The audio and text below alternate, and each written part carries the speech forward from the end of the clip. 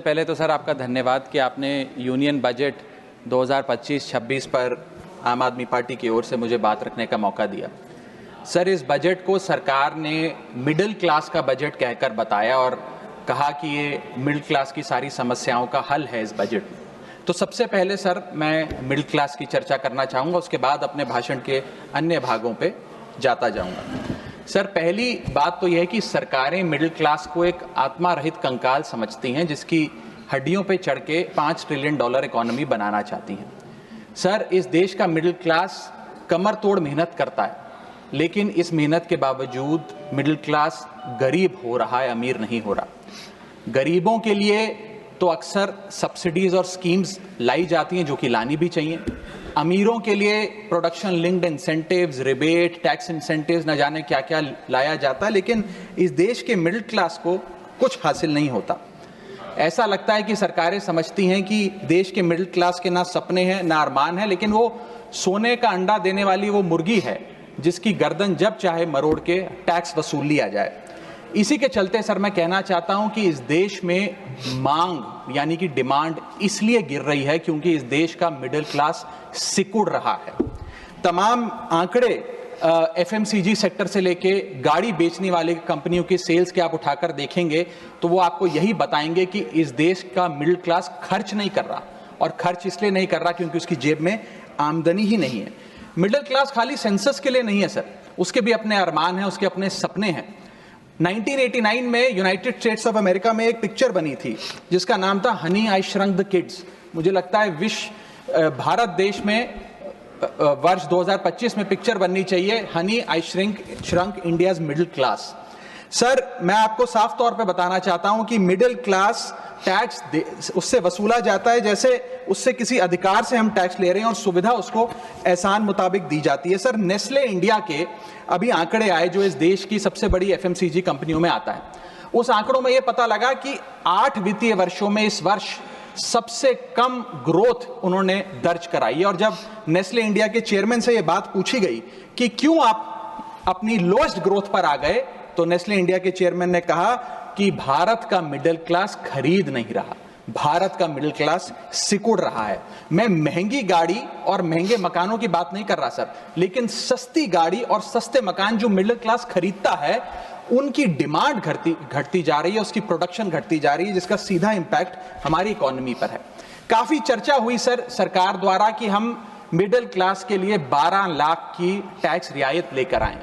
मैं सर बतौर chartered accountant ये बताना चाहता हूं कि ना ही ये टैक्स एग्जेम्पशन है, ना ही ये टैक्स डिडक्शन है, ये एकमात्र टैक्स रिबेट है। इस रिबेट का स्वागत हम सब करते हैं, हम सबको खुशी हुई, लेकिन मैं आपको इन तीनों में फर्क बताना चाहता हूं और ये दिखाना चाहता हूं कि कैसे चोर दरवाजे से इंडियन मिडिल क्लास से अभी भी इनकम टैक्स वसूला जा रहा है। पहली चीज सर, ये इनकम टैक्स एग्जेम्पशन नहीं है। एग्जेम्पशन होता है जैसे एक सोर्स ऑफ इनकम पर इनकम टैक्स लगे ही ना, जैसे कि इस देश में एग्रीकल्चरल इनकम, खेती बाड़ी से जो कमाई होती है उस पर कोई इनकम टैक्स नहीं लगता। ये वो नहीं है।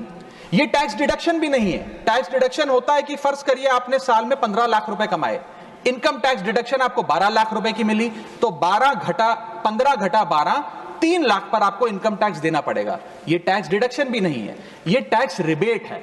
यानी कि 12 लाख तक अगर आपने पैसा कमाया साल में तो आपको इनकम टैक्स नहीं देना, लेकिन जैसे ही 12 लाख से ज्यादा, फर्ज करिए आपने 12 लाख 1,000 रुपए कमाया, तो पूरे 12 लाख 1,000 पे आपके स्लैब अनुसार आपसे इनकम टैक्स वसूला जाएगा। और दूसरी चीज, कैपिटल गेन्स पे, यानी कि अगर आप अपने कोई मकान बेचते हैं, सोना बेचते हैं, इक्विटीज बेचते हैं, शेयर्स बेचते हैं, उस पर जो कैपिटल गेन पे, मुनाफे पे लगता है टैक्स, वो इस 12 लाख की सीमा में नहीं आएगा, उस पे आपको अतिरिक्त टैक्स देना पड़ेगा।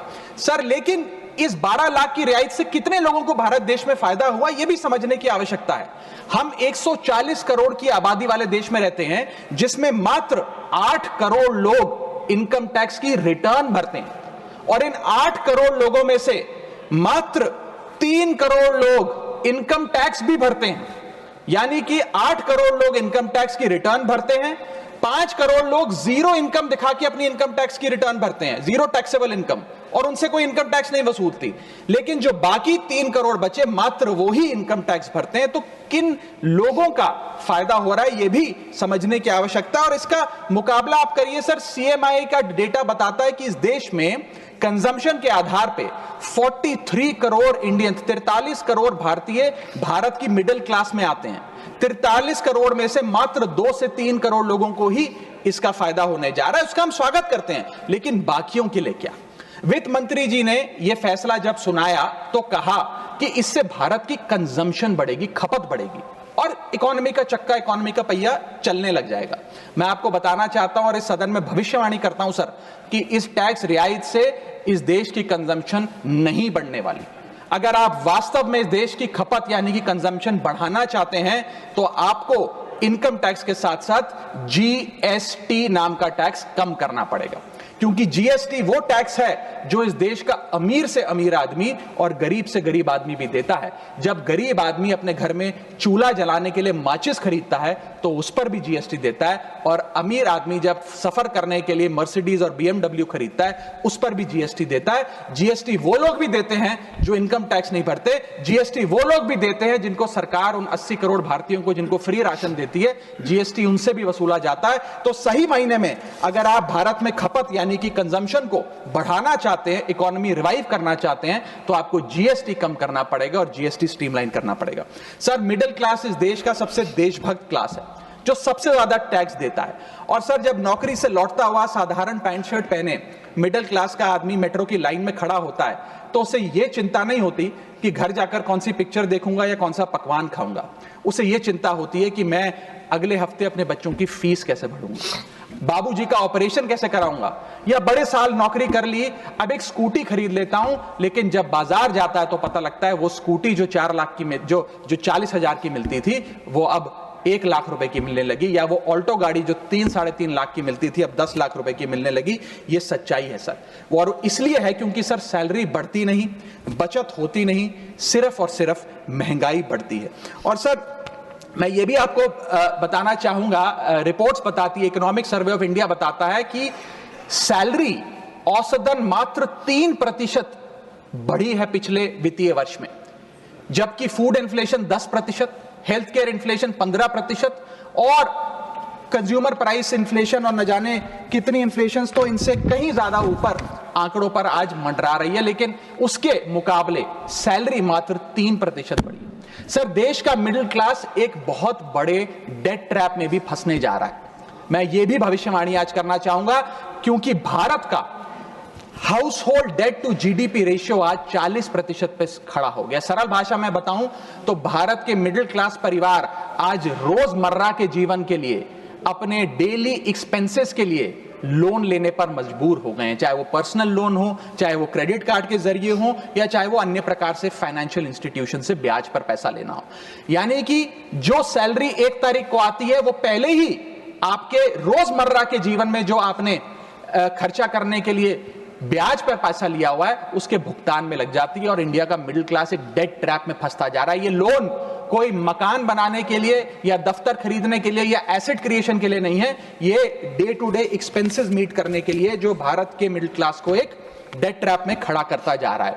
सर, सैलरी तो 7 तारीख को आती है महीने की, लेकिन 1 तारीख को मकान मालिक आ जाता है दरवाजे पे दरवाजा खटखटाने की किराया दो, और सारी उम्र काम करने के बाद एक मिडिल क्लास का आदमी सोचता है कि अंत में रिटायरमेंट के समय एक छोटा सा अपना मकान, जमीन खरीद के मकान बनाऊंगा।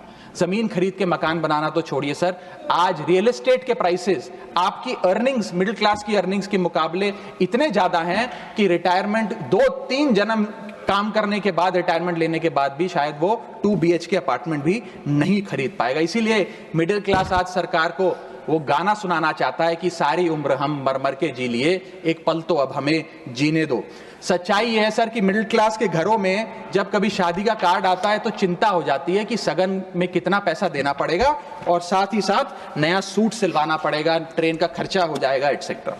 हमसे जुड़े रहने के लिए हमारे YouTube चैनल को सब्सक्राइब करें और नई वीडियो की नोटिफिकेशन के लिए बेल आइकॉन को दबाएं।